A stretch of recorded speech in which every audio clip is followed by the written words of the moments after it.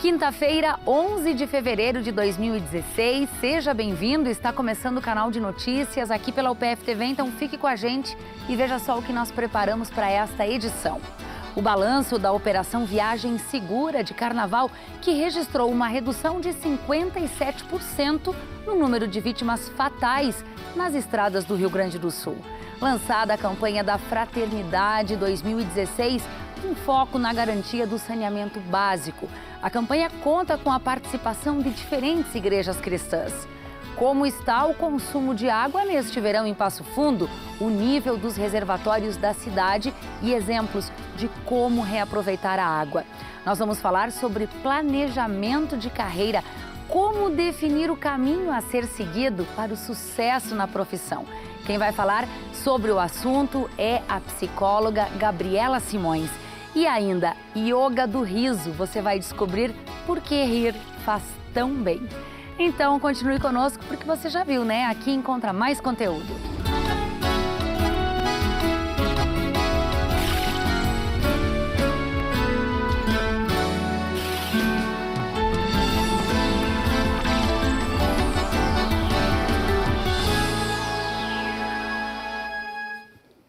O número de vítimas fatais nas estradas do Rio Grande do Sul neste feriadão de carnaval foi 57% menor em relação ao mesmo período do ano passado.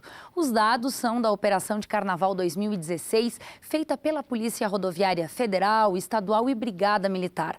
A jornalista Fani Baruf tem mais informações sobre os números aqui da nossa região.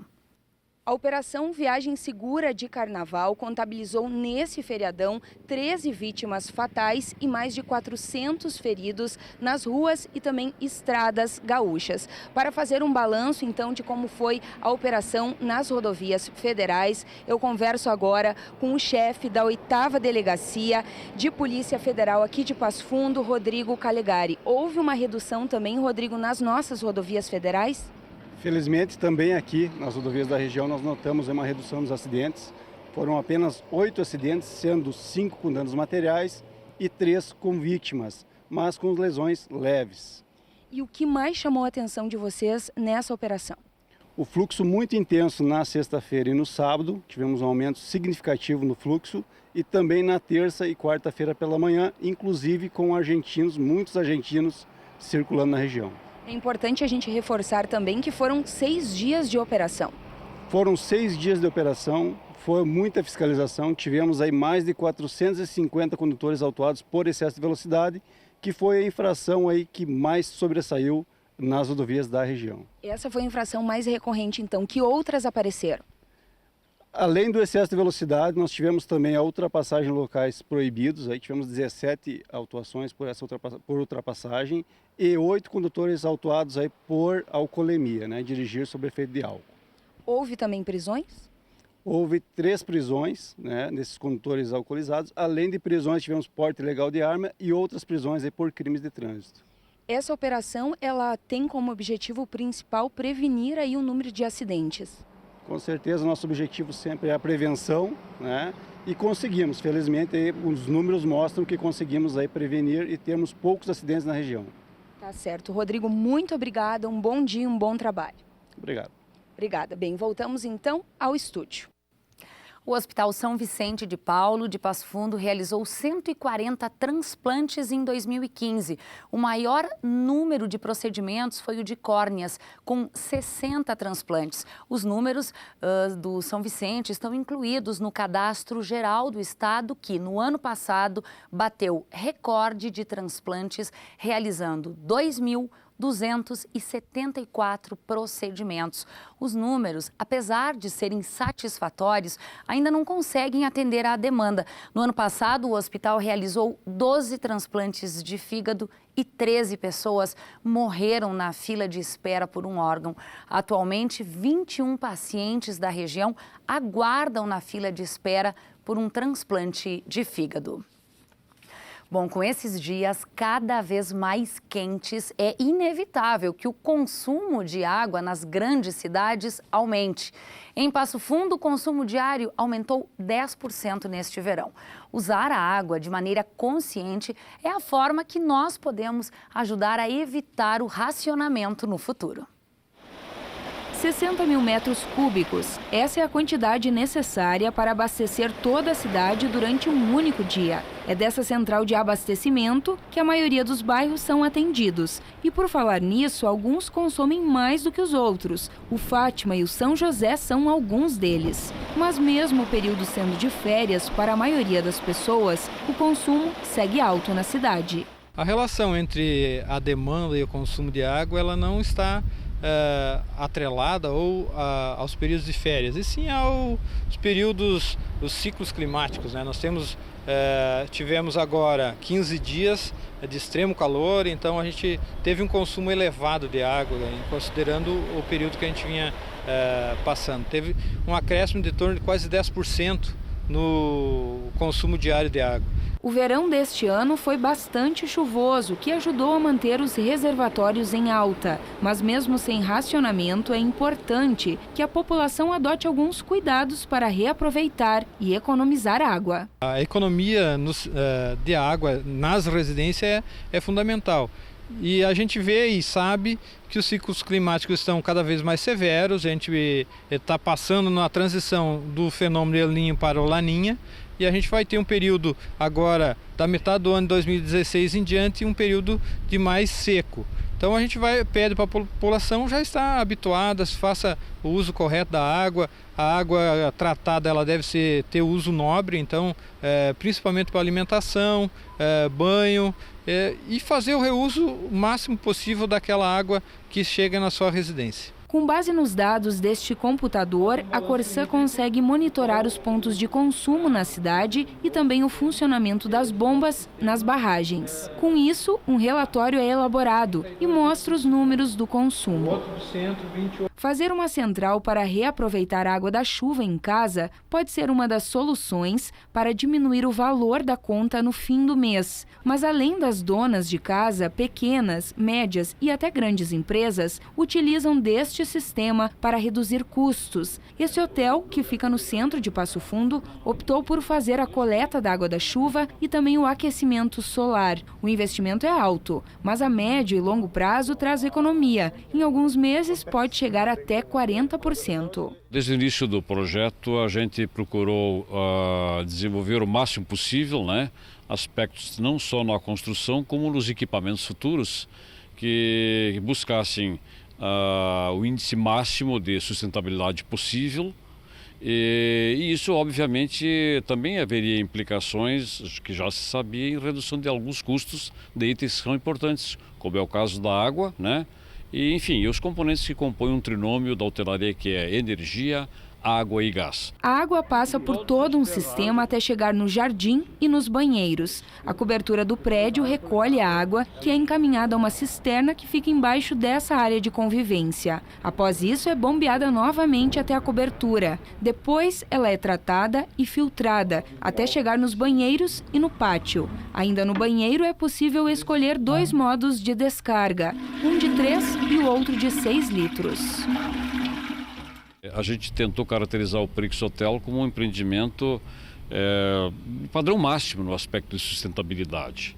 Então, tanto é que a gente vem mais e mais se atualizando nesses quesitos e chegou ao ponto que hoje um empreendimento nesse patamar ele tem inclusive uma obrigação de desempenhar um papel de divulgação, né?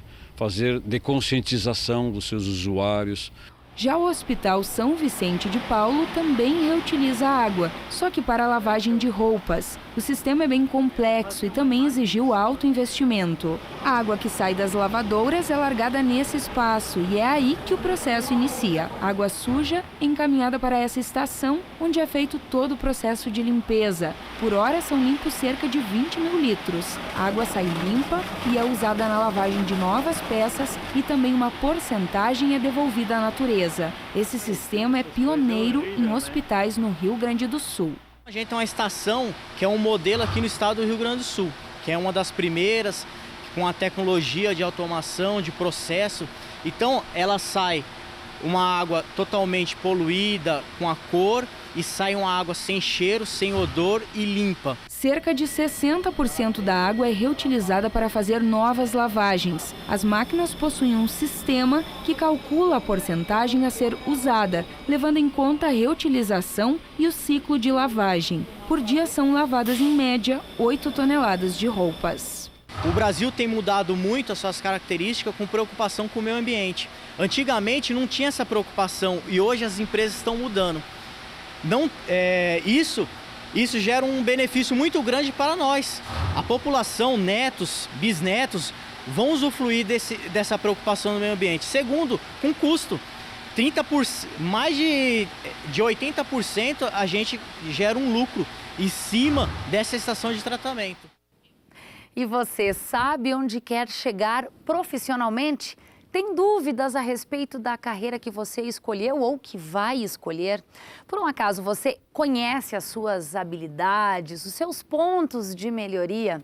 Olha só, o canal de notícias de hoje convidou uma especialista em desenvolvimento de pessoas para lhe ajudar nesse caminho de descobertas. Nós estamos recebendo a psicóloga Gabriela Daronco Simões, que também atua como coaching, desenvolvendo pessoas. Seja muito bem-vinda ao PFTV. Prazer te receber aqui, Gabriela. Bom, esse caminho de descobertas, ele começa muito, Gabriela, pelo autoconhecimento. Perfeito. É muito importante sempre lembrar que para a gente poder profissionalmente se desenvolver, a gente precisa primeiro se conhecer. E como que a gente faz para se conhecer e se desenvolver cada vez melhor nesse mundo do mercado de trabalho? A gente tem que listar sempre quais são as nossas competências atuais, no que realmente a gente é bom, o que a gente gosta de fazer e no que realmente a gente precisa se desenvolver para chegar onde a gente quer.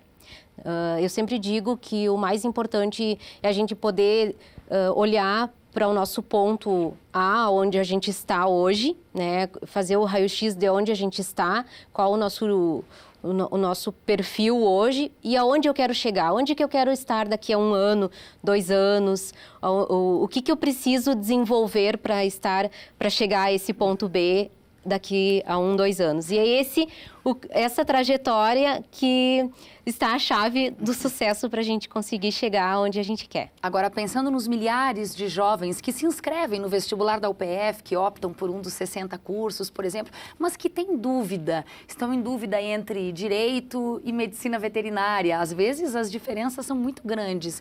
Para descobrir exatamente onde é que está o seu melhor, quais são as estratégias que se pode usar, Gabriela? Perfeito. Antes da gente escolher uma profissão, é muito importante a gente saber com quem eu quero estar no futuro. Quem eu quero ser no futuro. Quais são